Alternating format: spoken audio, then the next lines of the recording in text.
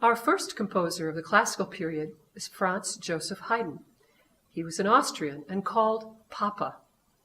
That's because he influenced many others in his time, and he was the father of the symphony and the string quartet. He had very little training, and he was quite prolific. He had the nobility job at the Esterházy court. He taught Beethoven. He used singable tunes and folk tunes in his music. He wrote many symphonies, and a symphony is an extended composition lasting for 20 to 45 minutes for orchestra. It's multi-movement, usually 3 or more. Themes in one movement rarely appear in another. Haydn wrote many, 104, and Mozart 40 to 49. The concerto also starts in the classical period. That's a contest between the soloist and the orchestra.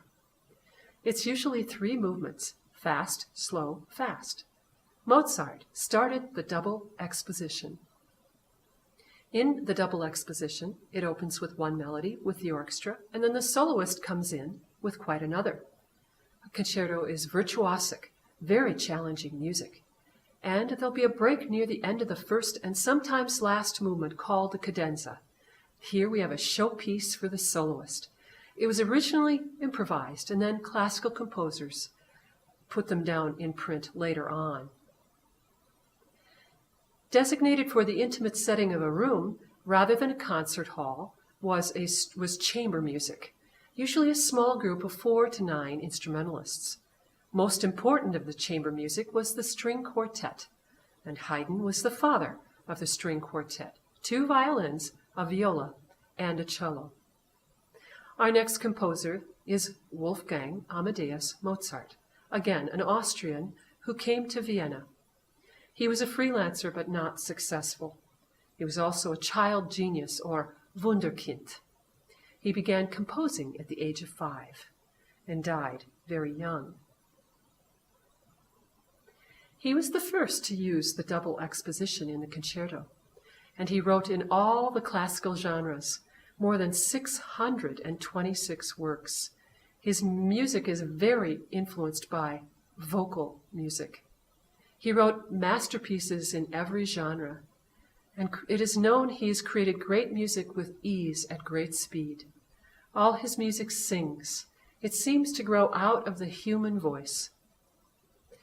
Ludwig van Beethoven is our next composer, and the first composer to make it as a freelancer. He became progressively deaf by the age of 30 and composed while deaf. This is probably one of the most important things about him. And also, he was a bridge between the classical and the upcoming Romantic period. His music is characteristically Beethoven, no one else's. He used dissonance and influenced Romantic era composers. His roots were firmly in the classical period, but he didn't hold to every one of its expressions. Beethoven believed that music had a moral force, and it could create a vision of a higher ideal. And he also wrote 9 symphonies. He made new demands upon the instruments in the symphony. He expanded the orchestra.